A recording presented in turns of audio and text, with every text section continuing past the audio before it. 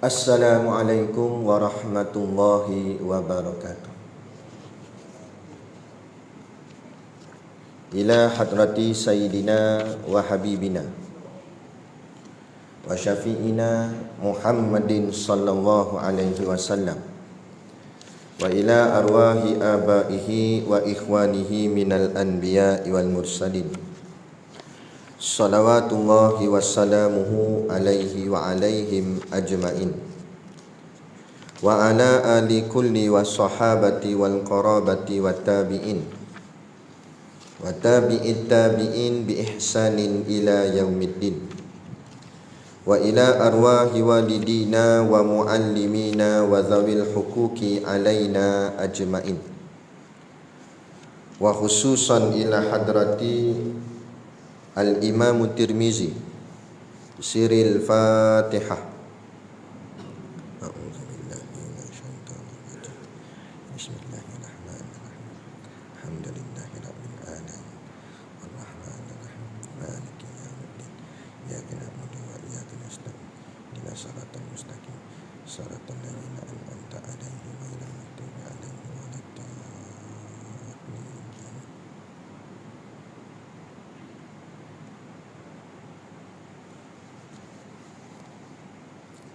Bismillahirrahmanirrahim. Alhamdulillahil qail. A'udzu billahi minasyaitonir rajim.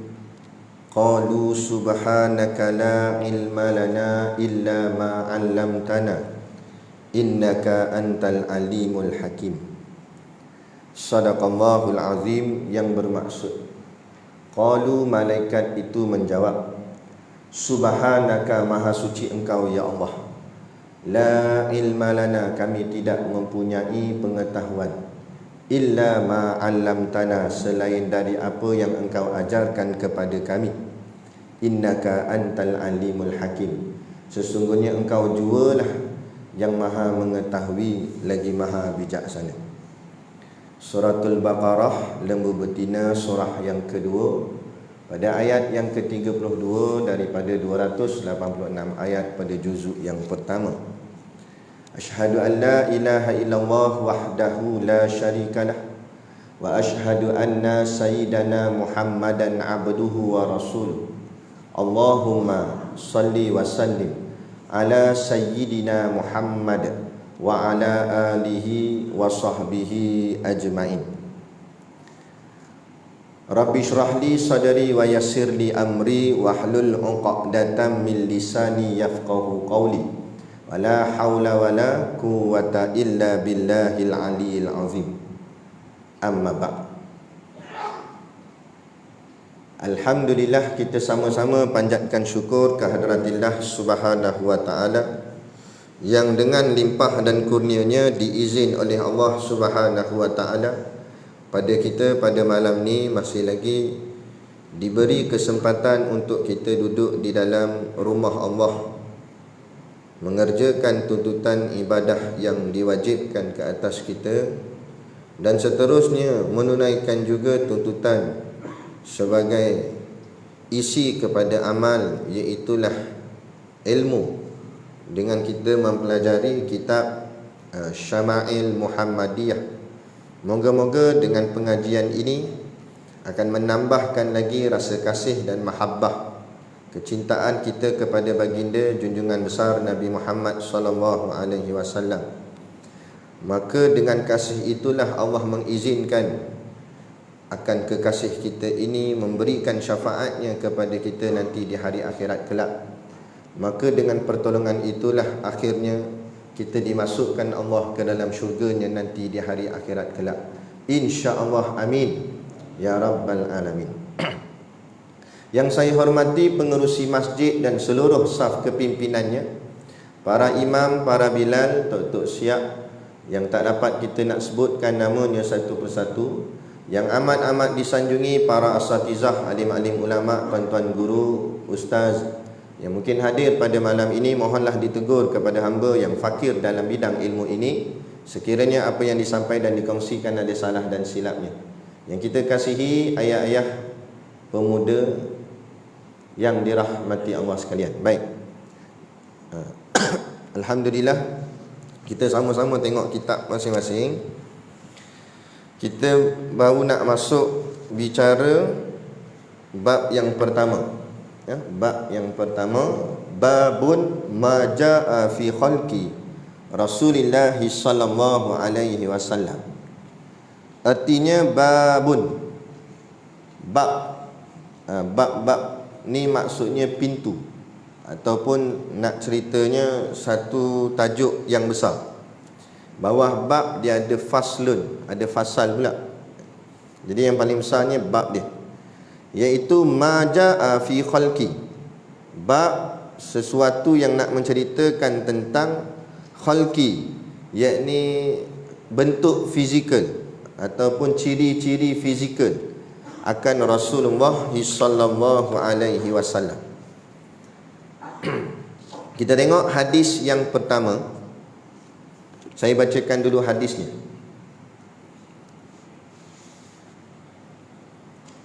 Qala al-muallifu rahimahullahu ta'ala wa nafa'ana wa iyyakum bi ulumihi fid daraini amin ya rabbal alamin. Kata pengarang kitab, akhbarana Abu Raja'in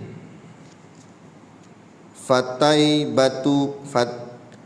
batu benu Sa'idin an Maliki beni Anasin an Rabi'ata beni Abi Abdurrahmani an Anasi beni Malikin radhiyallahu anhu annahu sami'ahu yaqulu kana Rasulullah laisa bitawilil ba'id wala bil qasiri wala bil abyadil amhaqi wala bil adam wala bil ja'dil qatat wala bis sabat ba'athahum Allahu ta'ala ala ra'si arba'ina sanah fa aqama bi Makkata asyara sinina wa bil madinati asyara sinina wa tawaffahu Allahu ta'ala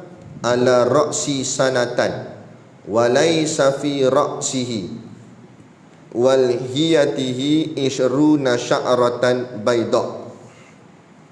Baik, ini hadis dia.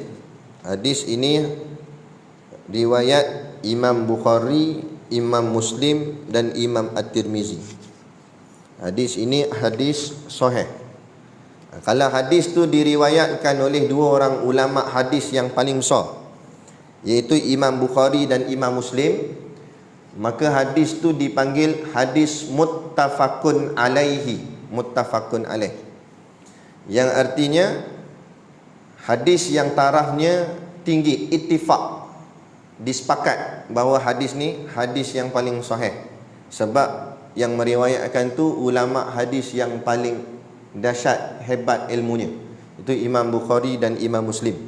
Kerana Imam Bukhari ni dia tapis hadis ni begitu terperinci, detail, sampai ke tahap kalau dia nak ambil hadis Rasulullah, jauh pun dia sanggup pergi, biar kilo pun tak apa. Zaman dulu kapal terbang tak ada lagi, dia naik unta jauh nak pergi ambil hadis Nabi. Kita bukan nak ambil hadis Nabi, kita nak dengar je ustaz baca hadis Nabi. Tak boleh dah pergi masjid Paumah. Nah, Imam Bukhari langkau negeri, langkau negara. Masa tu tak ada KP lah, tak boleh lah, tak boleh rentah negeri apa.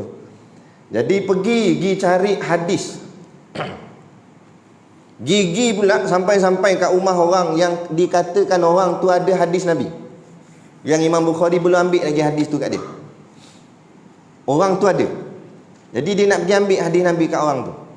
Tiba-tiba dengar orang tu bergaduh dengan bini dia. Kemudian orang tu dengan suara yang kasar marah bini dia, pam gitu. Terus dia patah balik, tak jadi nak ambil. Kerana dia kata hadis ni hadis Nabi. Tiba-tiba sikap orang yang tak mencerminkan akhlak yang baik, dia tak nak ambil hadis tu daripada orang macam tu.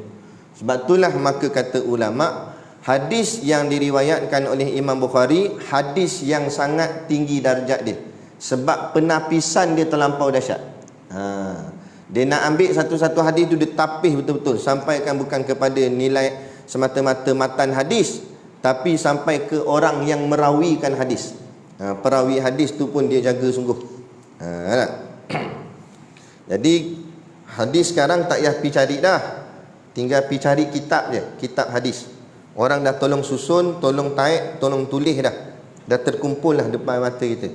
Tinggal lagi kita bukan suruh hafal, suruh kita ambil tahu saja.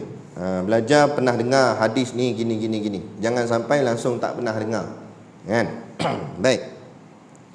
Jadi hadis ni yang kita baca tadi, saya bacakan balik dengan terjemahannya. Akhbarana Abu Raja'in Qutaibah bin Sa'idin. Abu Raja' Qutaibah bin Sa'id mengkhabarkan kepada kami an Maliki bin Anasin, dari Malik bin Anas, an Rabi'ah bin Abi Abdurrahman, dari Rabi'ah bin Abi Abdurrahman, an Anas bin Malikin radhiyallahu anhu, ia mendengar Anas bin Malik radhiyallahu anhu berkata. Jadi yang an itu dipanggil sanad hadis. Itu panggil sanad hadis. Kalau orang mengaji ilmu hadis ni, kan, kalau dia mengaji tinggilah, dia kena hafal dengan sanad-sanad sekali. Dahsyat. Itu baru dipanggil pakar hadis.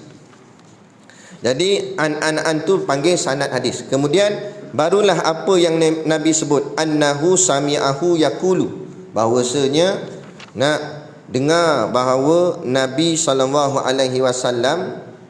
pernah pernah mendengar bahawa Anas bin Malik radhiyallahu anhu berkata tentang Rasulullah SAW. Jadi perkataan kata tu itu baru masuk matan hadis. Itu dipanggil matan.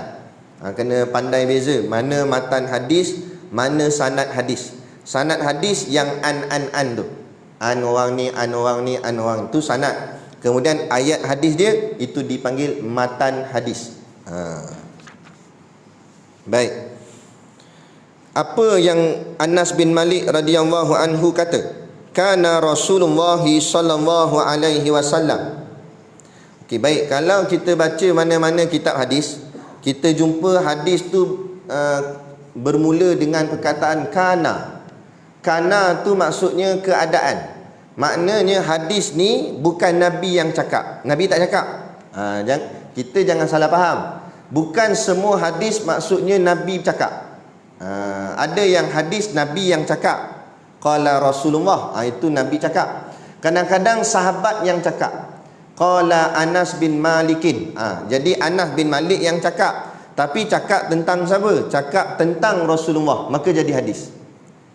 Jadi hadis ni bukan semata-mata perkataan Nabi, malah perbuatan Nabi, segala yang berkait dengan Nabi semua jadi hadis.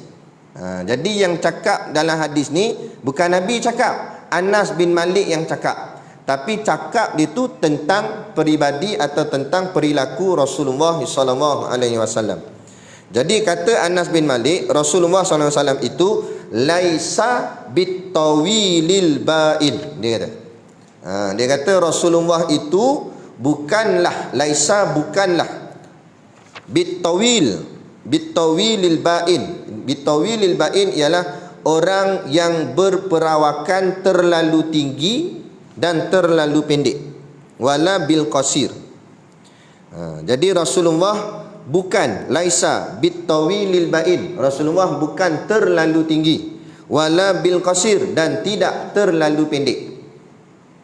Walaupun begitu, maksud tak terlalu tinggi dan tak terlalu pendek, tapi ulama mensyarahkan hadis ni mengatakan tapi lebih kepada tinggi. Maksudnya tak terlalu tinggi ni taklah sampai sangkut palang pintu.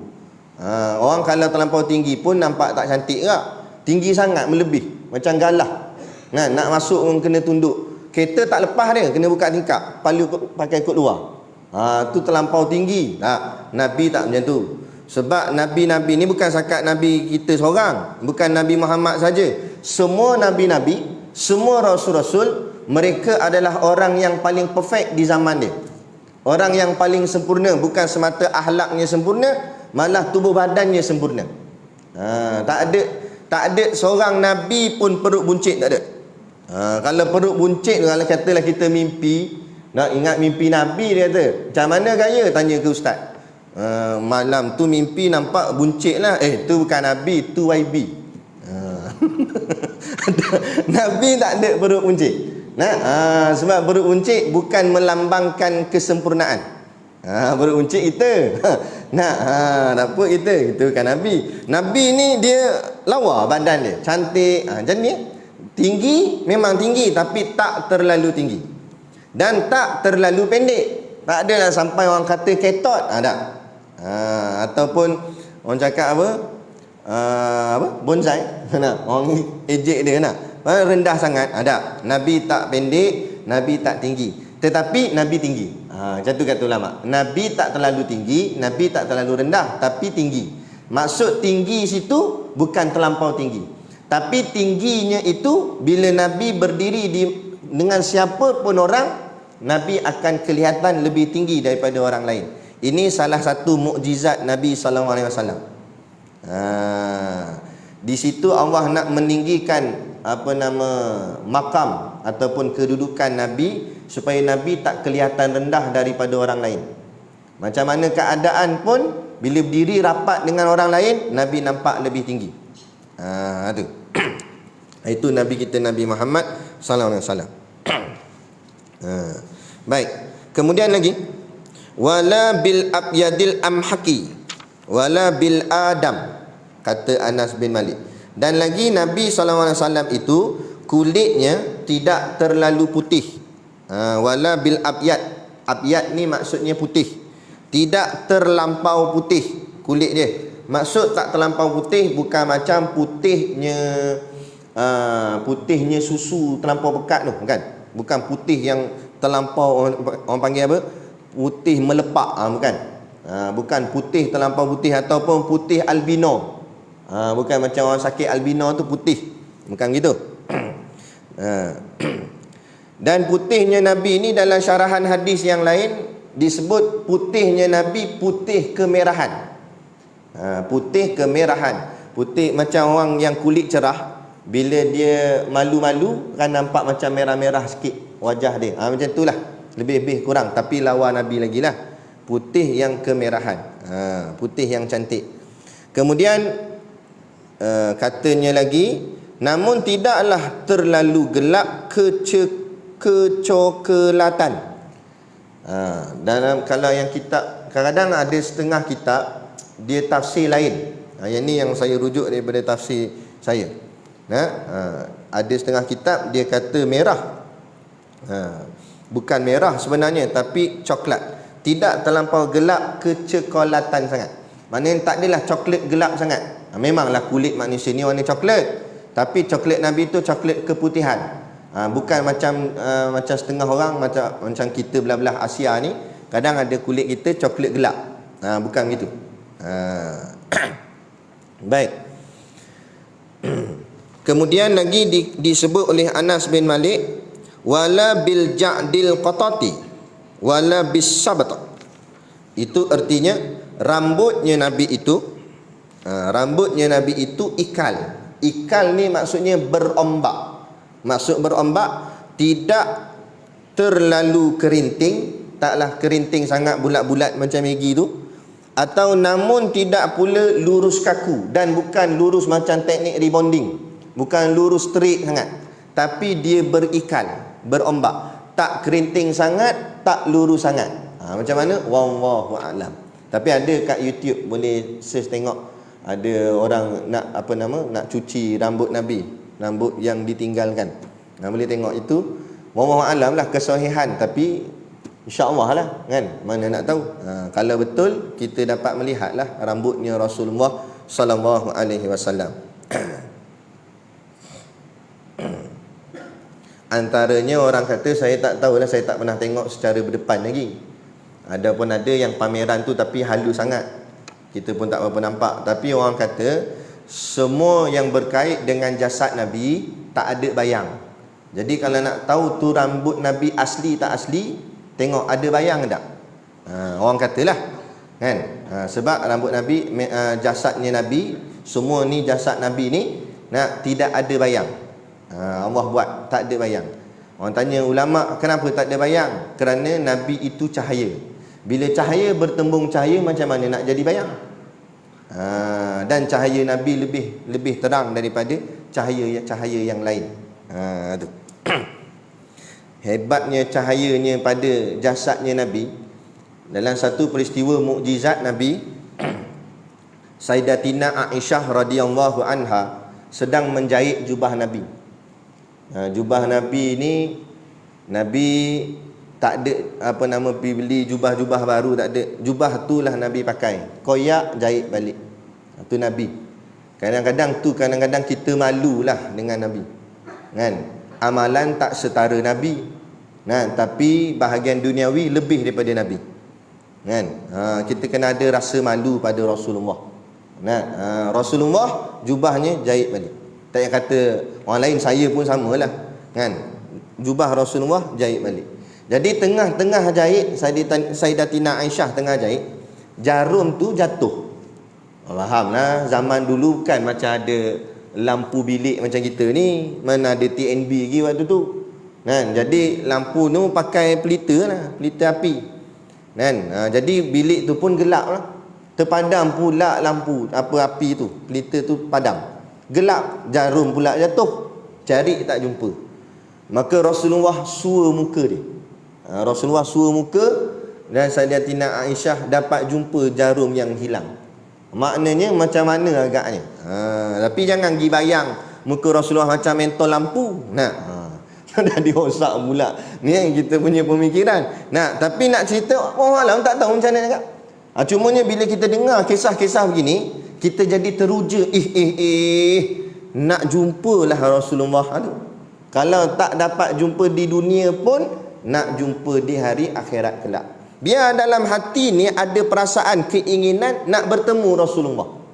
Jangan langsung tak ada apa, tak ada nak fikir nak bertemu. Aku tak kisah dapat jumpa, tak jumpa, tak beli apa dah, janji masuk syurga.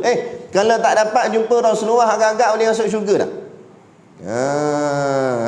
Bak kata guru kami, Tok Guru Siddiq no, kalau bukan kerana syafaat Nabi, nescaya kita dalam neraka dah. Kan? Kalau Nabi tak tolong kita lah, mesti duduk dalam neraka dah. Sebab siapa kita kalau bukan daripada pertolongan Rasulullah sallallahu alaihi wasallam tu, Nabi kita, kekasih kita. Lepas tu kita kena ada rasa sayang, rindu nak bertemu dengan Nabi walaupun tak pernah menatap wajah Nabi. Jadi dengan dengar cerita-cerita hadis dalam ni, kita orang cakap apa? Terasalah di hati, macam mana agaknya wajahnya Nabi ni. Saya adalah seorang sahabat yang Allah izin atas dia dapat bertemu Rasulullah di dalam mimpinya, dalam tidur. Ini sahabat baik lah. Yang lain-lain tu kita dengar daripada ulama'-ulama' lah cerita.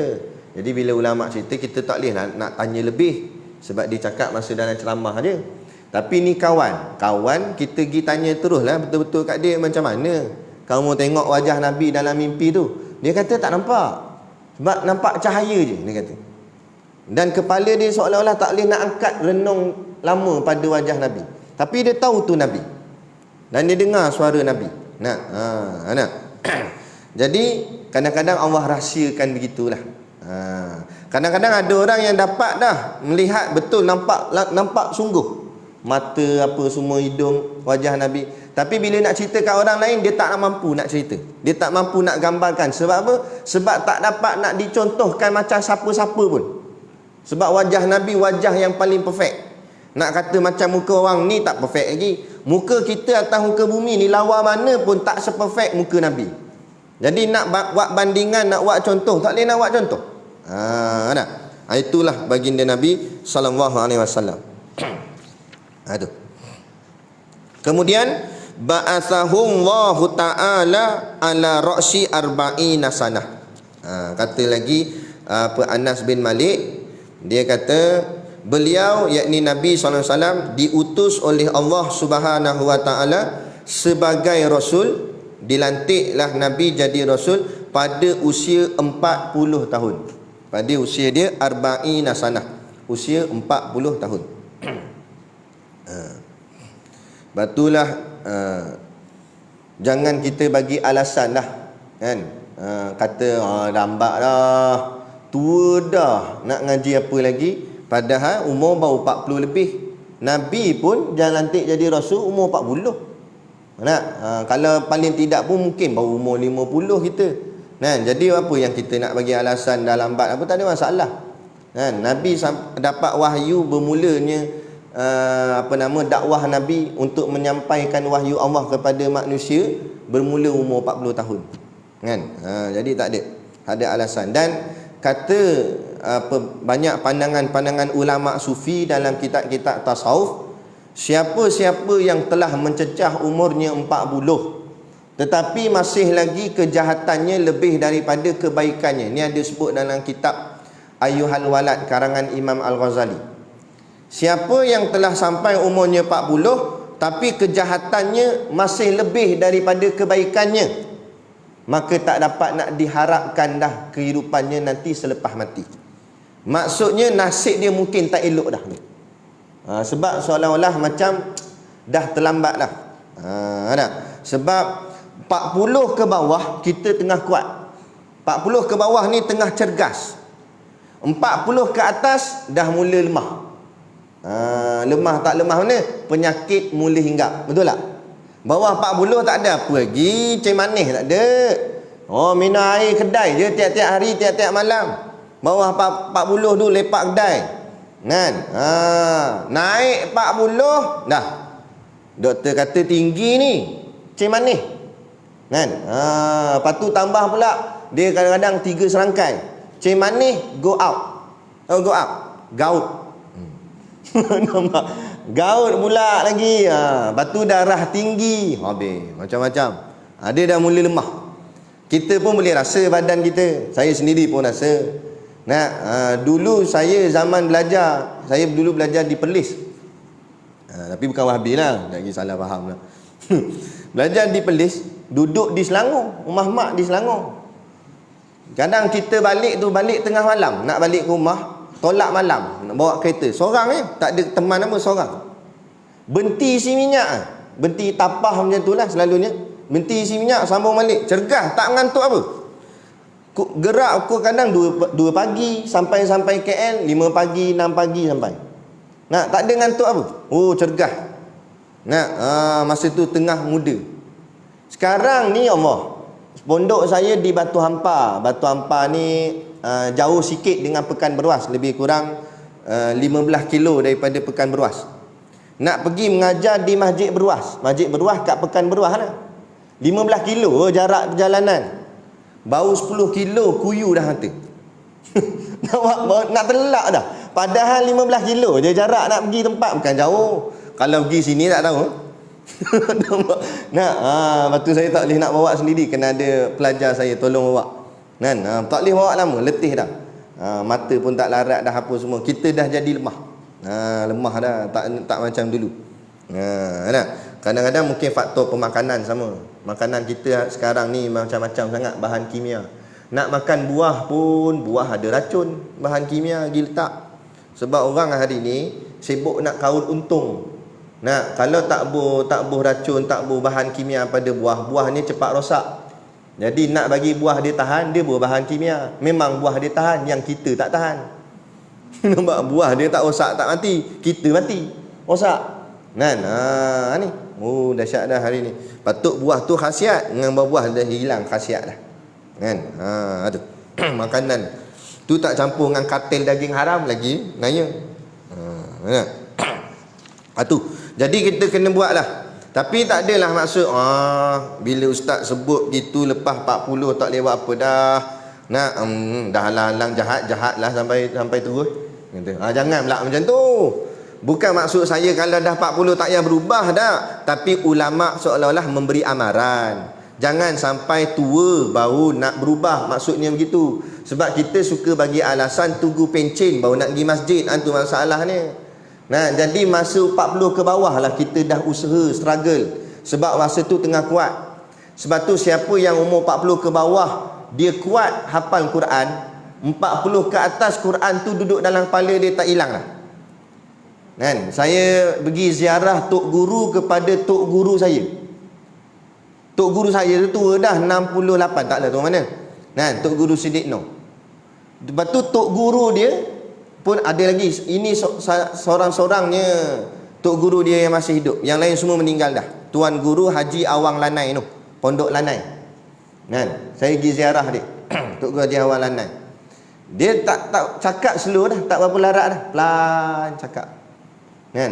Tapi bila kita minta nasihat, dia boleh keluar ayat Quran sebiji-sebiji, dia boleh keluar hadis Nabi sebiji-sebiji. Pada umur masa tu 80 lebih lah umur dia. Ingat lagi hadis tu, ingat lagi ayat Quran dalam kepala. Umur 80 lebih.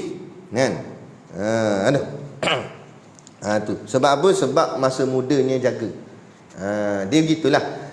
Masa muda kita jaga Quran, masa tua Quran jaga kita. Dia begitu. Tapi kalau siapa masa muda tak jaga Quran, jangan harap Quran nak jaga dia masa tua. Saya kadang-kadang kita kuliah ni pengalaman banyak lah. Kita berjalan dari tempat masjid surau, kita sampaikan kuliah. Jadi kadang-kadang ada benda yang kita perasan.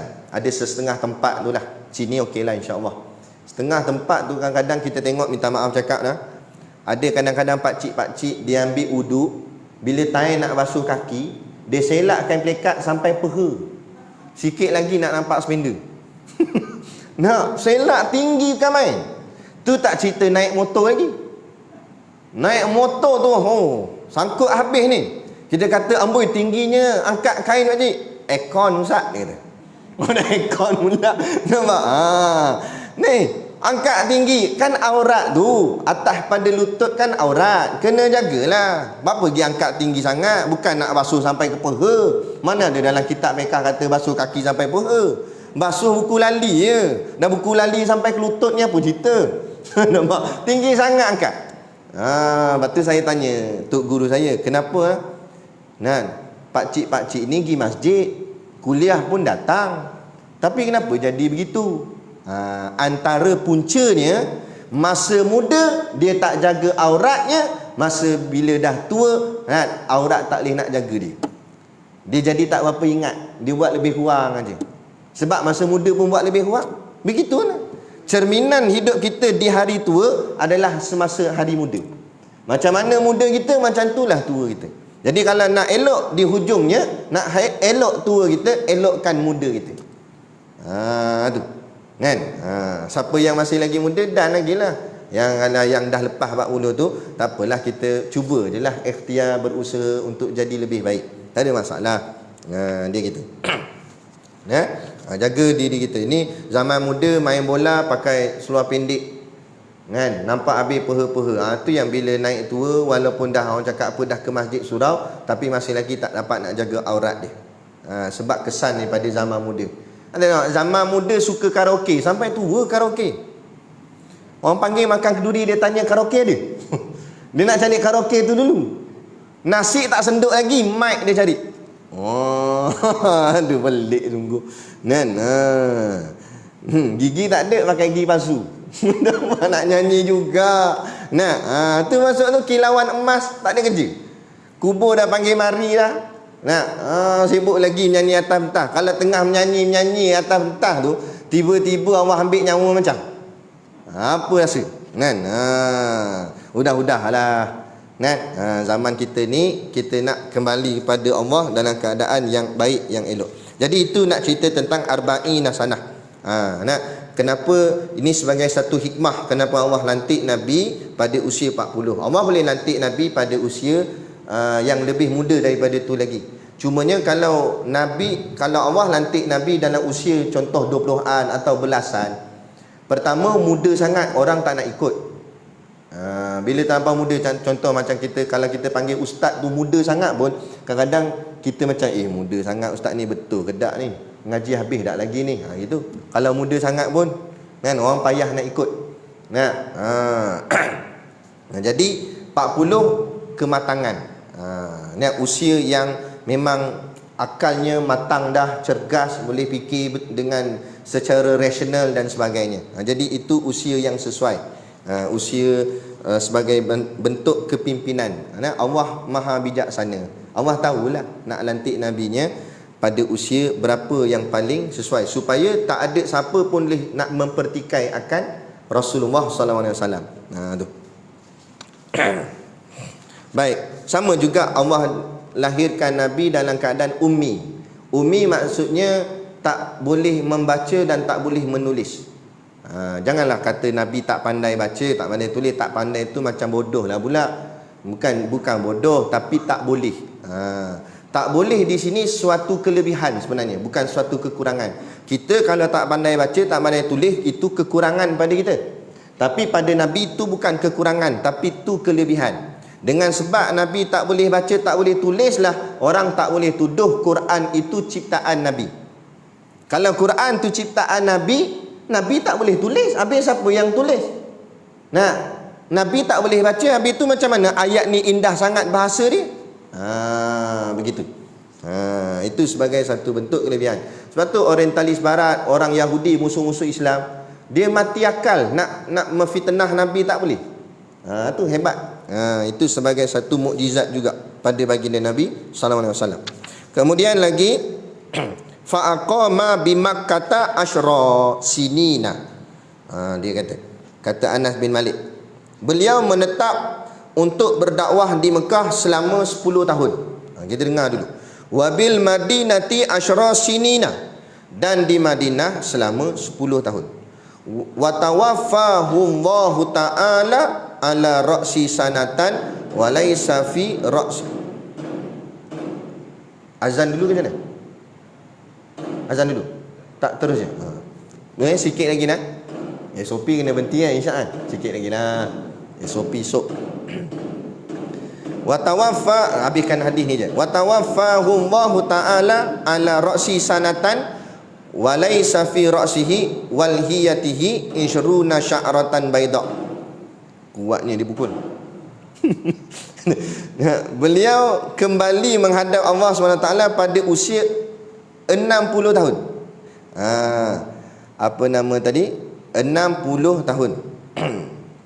Kemudian pada akhir hayatnya, rambut dan janggut beliau yang beruban tidak lebih dari 20 helai rambut. Kalau gabung rambut Nabi dengan janggut Nabi yang ada uban, tak lebih daripada 20 helai. Okey, kita pergi satu-satu. Berkenaan dengan Nabi berdakwah di Mekah, dalam hadis ni sebut 10 tahun.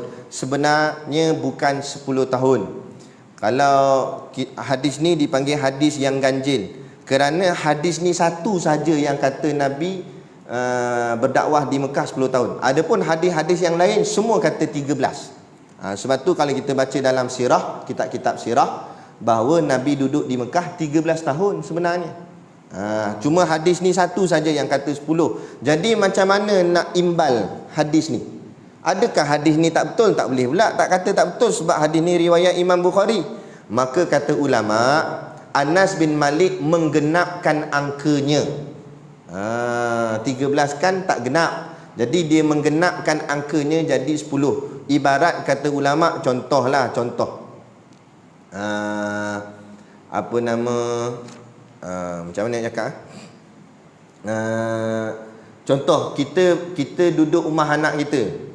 Duduk kita ingat nak duduk sekejap je, 2-3 hari kena PKP. Tak boleh balik kena duduk situ. Nah, kita duduk rumah anak kita tu 28 hari katakan. Tak cukup 30 hari, 28 hari je. Lepas tu kita pun habis-habis PKP balik-baliklah kampung. Nah, kawan pun tanya, duduk rumah anak itu berapa lama? Kita pun jawab, berapa lama? Kita jawab 28 hari ke sebulan? Itu maksud dia. Kita akan jawab sebulan. Padahal bukan sebulan betul. Kita duduk 28 hari je. 28 hari tak cukup sebulan. Tapi kita genapkan angka dia untuk mudah sembang, mudah cakap. Sama lah, Anas bin Malik memudahkan cakapan, maka dia menggenapkan 13 jadi 10 kata ulama. Tapi ada juga pendapat ulama mengatakan Anas bin Malik terlupa, tapi pendapat ni ramai ulama tolak. Takkan kita nak kata sahabat jenis terlupa. Jadi kita nak memuliakan sahabat, kita tak kata dia terlupa. Cuma kita kata dia menggenapkan angkanya. Jadi jangan kata Nabi dakwah di Mekah 10 tahun. Tak, sebenarnya 13 tahun. Habis hadis ni kata 10 tahun. Ini kerana digenapkan oleh Anas bin Malik. Kemudian di Madinah 10 tahun. Yang itu betul. Madinah memang 10 tahun. Jadi Nabi dakwah 13 campur 10, 23 tahun. Nabi berdakwah selama 23 tahun. 23 tahun itulah 6,236 ayat Quran diturunkan secara beransur-ansur. Jadi kalau kita menghafal Quran payah nak masuk, tak pelik lah. Sedang Quran turun pun pada Nabi 23 tahun. Jadi kita nak lumba-lumba 2 tahun, nak payahlah. Ada orang Allah bagi. Ada orang payah, tak apalah. Yang penting kita cuba menghafal pelan-pelan, sikit-sikit. Tak boleh hafal surah panjang-panjang, surah pendek-pendek dulu. Surah-surah dipanggil surah lazim, yang belakang tu, juzuk amma belakang. Boleh baca dalam sembahyang. Mana tahu esok-esok dah tak larat nak bangun, sakit terlantar atas katil hospital, nak angkat Quran pun tak larat, nak bangun duduk pun tak larat.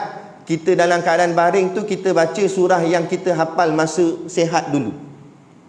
Ulang balik je bacaan tu. Dah ulang balik bacaan tu boleh pahala dah. Satu huruf diganda 10. Diganda 10. Alif lam mim 30. Tu kalau luar sembahyang. Kalau baca dalam sembahyang, satu huruf diganda 100. Jadi alif lam mim berapa? 300. Tapi jangan pula tu imam alif lam mim Allahu akbar rukuk tu. Makmum belakang kelang kabut nak baca Fatihah. Dolin. Nak kejam ni pasal. Habis-habis mayang makmum tanya imam, cepat dengar rukuk, nak alif lam mim je. Imam kata, tak dengar ustaz cerita itu. Satu huruf 100. Alif lam mim 300. Cukup tu apa banyak-banyak, dia kata. Jangan tamak, dia kata. Jangan tamak. Kerajaan bagi bantuan 300 kata tak cukup. Yang tu dia nak lebih. Nak bahagian Quran dia kata jangan tamak. Ni pun hasamnya. Tu. Baik, jadi ni maknanya Nabi duduk di Mekah, hijrah berdakwah di Mekah, hakikat sebenar 13. Biarlah hadis kata 10 digenapkan. Di Madinah 10. Okey, sikitlah kita tambahan ilmu. Kenapa di Mekah Allah lebihkan 13, di Madinah Allah buat Nabi dakwah 10 aja. Ni semua dalam percaturan Allah. Kenapa Allah lebihkan di Mekah 13, di Madinah 10? Dan kalau kita buka dalam Quran, surah-surah dalam Quran ni dia terbahagi. Ada yang dipanggil suratul makiyah, ada yang dipanggil suratul madaniyah. Suratul makiyah surah yang diturunkan semasa Nabi di Mekah. Suratul madaniyah surah yang diturunkan semasa Nabi di Madinah. Kalau kita nilai betul-betul, orang yang mengkaji Quran ni dia nampaklah suratul makiyah kebanyakannya cerita tentang keesaan Allah. Bab akidah banyak. Yakin pada Allah, jangan takut pada siapa, takut pada Allah. Rezeki datang daripada Allah, yakin, ditanam tu 13 tahun tu. Nak suratul makiyah. Kalau buka daripada suratul madaniyah pula, kebanyakannya apa yang dicerita dalam suratul madaniyah cerita tentang hukum hakam fiqh, cerita tentang ibadat, sembahyang dan sebagainya. Sebab tu kalau kita perasan pula dalam sirah Nabi, perang besar umat Islam yang pertama dipanggil perang Badar Kubra. Perang paling besar yang pertama tak berlaku masa Nabi duduk di Mekah, tapi berlaku semasa Nabi duduk di Madinah. Kenapa? Padahal masa di Mekah pun ancaman terhadap umat Islam pun kuat, malah lagi dahsyat. Ada yang disula, dicocok di punggung, tembus kuk mulut. Saidina Bilal dia letak batu besar di atas badan, di tengah padang pasir. Ada seorang sahabat ni, saya lupa nama dia. Sahabat ni, orang seksa dia, dia bukakan baju sahabat ni, kemudian dipakaikan baju besi perang. Patut baju besi ni di luar, pakai baju dulu kat dalam, lepas tu baru pakai baju besi. Kaedah dia macam tu. Tapi ni ditanggal baju yang dalam, dipakaikan terus baju besi. Kemudian dijemur di tengah padang pasir, diikat tangan dan kaki. Bila panas terik padang pasir ni, menyebabkan besi ni panas. Bila besi ni panas, melekat dengan kulit. Bayangkan. Kemudian Depa cabut baju besi tu dengan sentak. Bayang masa tarik tu tersiat kulit sahabat ni, merah menyala belakang badan dia. Nampak? Allah, ancaman yang sangat dahsyat. Nah, tapi adakah Nabi istihar perang lawan? Tak. Nabi kata sabar, sabar. Nabi tetap suruh sahabat bersabarlah, bersabar. Sampailah hijrah ke Madinah, datangnya Abu Sufyan. Waktu tu Abu Sufyan belum Islam lagi. Dengan dia tentera-tentera dia bawa balik emas, ataupun hasil barang dagangan daripada bumi Syam, nak balik ke Mekah. Nak balik ke Mekah kena lalu kot tepi Madinah. Maka masa itulah Nabi perintahkan sahabat untuk kepung rombongan tu. Itulah tempat tu berlaku di Badar. Masa tu baru berlaku peperangan yang pertama. Jadi persoalan, kenapa masa di Mekah ancaman terhadap umat Islam kuat, tapi Nabi tak istihar perang lagi? Nabi tak angkat, tak suruh sahabat jihad lagi. Tapi bila di Madinah, Nabi suruh sahabat berjihad. Sedangkan di Madinah tak ada dah torture tu, tak ada dah ancaman sampai dahsyat macam tu. Kan? Kenapa? Ini kerana masa di Mekah 13 tahun, waktu tu Allah nak didik, Nabi nak didik para sahabat umat Islam waktu tu untuk yakin pada Allah dulu 13 tahun. Yakin seyakin-yakinnya. Bila dah keyakinan tu bulat semata-mata kerana Allah, bila sampai di Madinah keyakinan tu dah mantap, masa tu kalau perang barulah kita akan jadi hebat, jadi kuat. Sebab kemenangan peperangan bukan dengan fizikal, bukan dengan ketangkasan senjata, tapi dengan ketakwaan dan keyakinan kepada Allah. Sebab tu 313 tentera umat Islam boleh kalahkan 1000 lebih tentera kafir masa perang Badar. Kalau ikut logik matematik, kalah dah. Sebab sikit sangat. Nisbah dia 1 nisbah 3. 300 kalau kali 3 baru 900, sedangkan tentera musuh 1000 lebih. Maknanya kalau nak menang, seorang kena bunuh 3 orang. Nampak? Kalau ikut logik matematik, tapi menang tentera Islam, kalah tentera kafir. Kemenangan itu bukan atas dasar masa tentera Islam lawan di perang Badar, senjata pun tak cukup. Yang naik kuda 2 orang.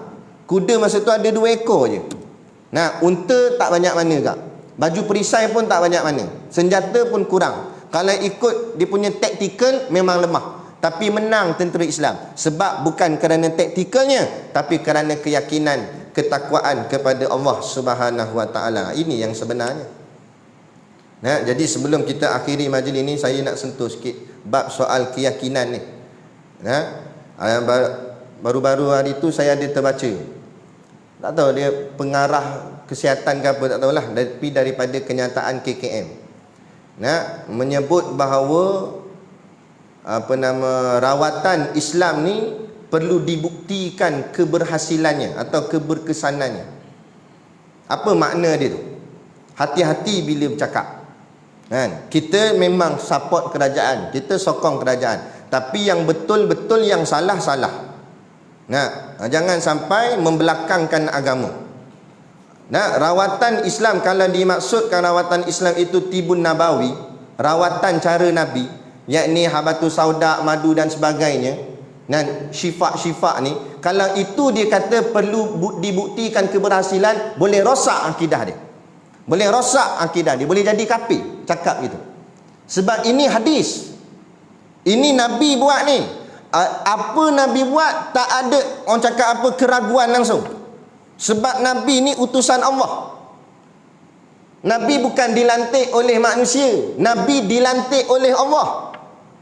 Kalau YB, dia dilantik oleh manusia. Sebab tu YB ada yang betul, ada yang tak betul. Tapi ramai yang tak betul. Nampak? Sebab yang tukang lantik pun ramai tak betul. Nampak? Tapi Nabi dia tak ada yang tak betul. Semua Nabi betul. Sebab apa? Sebab yang lantik yang maha betul. Allah yang lantik. Tak ada kesilapan langsung. Jadi mana boleh cakap rawatan cara Nabi tak inilah kena buktikan dululah. Tak boleh. Rawatan cara manusia biasa tu kena buktikan dulu. Contoh vaksin. Vaksin bukan hadis. Jadi vaksin perlu dibuktikan dulu keberhasilan dia, keberkesanan dia. Nah, ada pun madu, habatus sauda, nah, makan tak makan tu nombor 2, tapi yakin kena nombor 1. Sama juga kita macam sekolah pondok, sekolah tahfiz. Tak nak hantar anak kita mengaji pondok, mengaji tahfiz, tak jadi kafir. Tapi kalau kita tak yakin orang mengaji pondok dan mengaji tahfiz, jadi kafir kita. Jangan main-main. Sebab apa? Sebab itu agama. Orang mengaji tahfiz ni hafal Quran. Dulu dah doktrin dah kita. Orang kata kalau mengaji tahfiz ni nak makan apa, nak kerja apa. Boleh rosak akidah cakap gitu tu. Kamu tak yakin ayat Quran ni. Sedangkan rezeki kamu, gaji kita puluh-puluh ribu, siapa bagi? Hakikatnya Allah. Dia tak pandang Allah. Dia nampak usaha dia, ikhtiar dia sahaja. Ni sebab apa? Sebab akidah tak ada. Tak mengaji ilmu sifat 20, tak mengaji tauhid.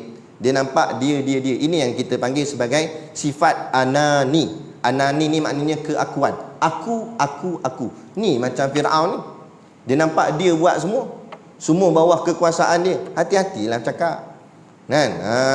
Mu nak pakai vaksin, silakan pakai vaksin. Tapi cuba je lah. Tapi bab keyakinan, biar keyakinan pada Islam. Sama juga. Tak nak hantar anak sekolah pondok, tak nak hantar anak sekolah tahfiz, nak hantar anak sekolah kebangsaan, silakan pergi. Tapi jangan menghina orang mengaji pondok dan mengaji tahfiz. Jangan memperendahkan orang mengaji pondok, mengaji tahfiz. Malah kita kena letak mereka lebih mulia lagi. Ada? Tu. Dan kalau kata hebat sangat orang mengaji sekolah kebangsaan, bila ada kematian panggil lah sekolah budak-budak sekolah kebangsaan buat tahlil. Ada orang panggil? Dah, orang panggil budak tahfiz juga. Yang kata tak pandai tu, yang kata nak makan apa tu makan. Orang bagi makan tahlil free je makan. Lagi hebat. Nampak?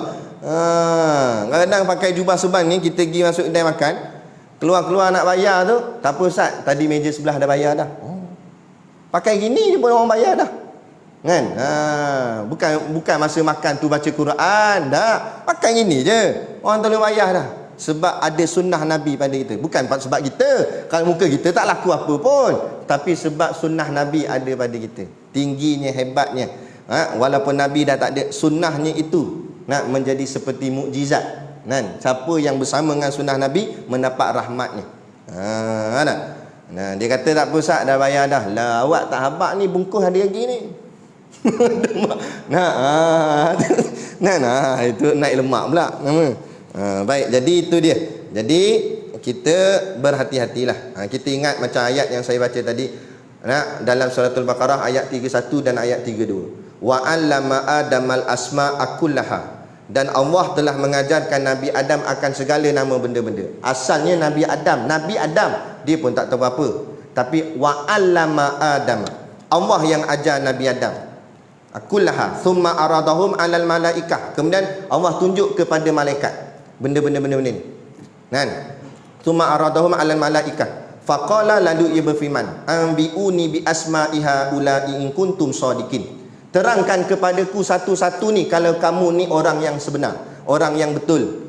Kalau malaikat ni kalau ikut kedudukan dia macam tinggilah makam dia. Sebab di malaikat mana ada buat jahat, mana ada buat dosa. Kan? Malaikat kata ke Allah, engkau ya Allah nak buat makhluk di bumi, adakah nanti mereka akan jadi makhluk yang merosakkan? Kemudian Allah tanya balik malaikat, ni aku tunjuk satu-satu benda kat dunia ni, cuba kamu sebut. Malaikat tak boleh sebut. Maknanya seolah-olah Allah nak kata, aku lebih tahu atau engkau lebih tahu. Maksudnya ke situ. Sama kat kita. Ayat ni sebagai cerminan pada kita. Kita lebih tahu atau Allah lebih tahu masalah COVID ni? Patut apa yang jadi jauh dengan Allah? Kenapa tak bergantung dengan Allah? Ikhtiar silakan ikhtiar, tapi pergantungan pada Allah tu patut nombor 1 dulu. Nombor 2 baru ikhtiar. Vaksin ke apa ni nombor 2. Nombor 1 pergantungan kepada Allah dulu, patut nombor 1. Jangan ikut kafir. Tu kafir, WHO apa semua tu memang daripada kafir. Dia memang nombor 1 usaha dia. Sebab dia mana ada percaya kepada Allah. Dia tak ada akidah. Sebab tu orang kata berkawan dengan kafir boleh, tapi jangan sampai jadi kafir. Kawan je lah.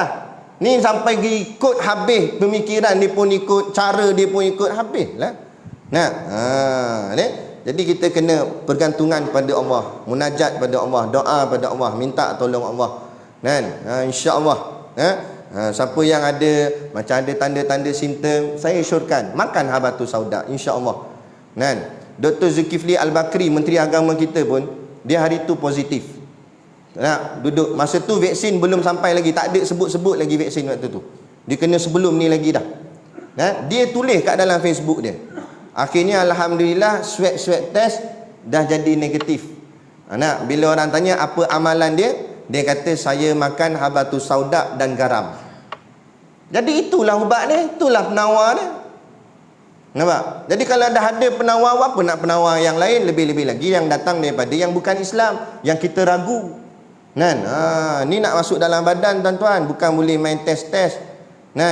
Bukan boleh main senang-senang masuk. Kalau masuk nak test kat kereta kita boleh lah. Orang kata minyak ni power.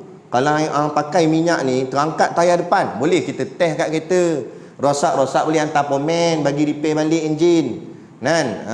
Macam kereta enjin diesel, termasuk petrol. Habislah memang problem enjin. Tapi hantar pomen dia boleh buat balik. InsyaAllah tak ada masalah. Paling-paling tidak pun tukar enjin terus je. Tapi kalau salah masuk dalam badan, hantar pomen boleh? Dengan pomen pening kepala. Macam mana nak buat? Dia kata mana boleh? Nak tukar jantung, ingat boleh main tukar-tukar gitu? Jadi nak masuk kena fikir betul-betul. Dalam bab ciptaan manusia, ya kita kena buat kajian yang secara terperinci. Ada pun yang datang daripada sunnah agama, jangan kata nak kena kaji lah apa semua. Kalau nak kaji untuk menambah baik, nak buat habatus sauda dalam bentuk pil, itu tak apa kajian gitu. Tapi meragui keberkesanan, meragui keberhasilan apa yang Nabi bawa, rosak akidah. Tu. Jadi itu sebagai satu bentuk kesimpulan atau khulasah kefahaman kita, yakni daripada kefahaman kita pembacaan kitab Syama'il Muhammadiyah. Jadi sepanjang dalam hadis ni menceritakan tentang bentuk fizikal Nabi, itu kesimpulannya bentuk fizikal Nabi itu sempurna. Itu nak masukkan itu, nak masuknya sempurna, tak terlampau tinggi, tak terlampau rendah, tak terlampau kerenting, tak terlampau lurus, maknanya perfect. Kata ulama, khairul umuri awsatiha, yang paling terbaik ialah pertengahan. Kita pun dalam kehidupan begitu. Jangan jadi terlampau kaya, jangan jadi terlampau miskin. Sederhana sudah. Ada duit banyak tak apa, jadi macam Ustaz Ibik Liu, bantu orang lain. Kaya jutawan, duit banyak, buat kedai-kedai syarikat untuk bantu orang Islam. Supaya produk orang Islam boleh dijual. Ini kadang-kadang produk orang Islam nak masuk pasaran antarabangsa, pasaran besar pun tak boleh. Kita tengok air gau, ada jual di Tesco? Tak ada. Air gau ada jual di Giant? Tak ada. Air gau tu buatan orang kita, tapi tak boleh masuk pasaran besar. Jadi kita jadi jutawan, duit banyak, kita buka kedai untuk orang Islam, produk orang Islam semua jual dalam tu. Macam Malakat Mall mereka buat. Dekat Kuala Lumpur ada buat Malakat Mall apa semua, Jangan salah pergi Malakat Mall, bukan Malakat Maut. jadi tak balik yang kira. Tu makna kata ni. Jadi kaya tak salah, tapi bantu orang. Ini bermewah-mewah tapi tak ada apa untuk agama, tak mau macam tu. Ataupun jangan terlampau miskin, susah juga hidup kita. Sederhana, yang terbaiknya sederhana. Kehidupan kita ni biar sederhana semua.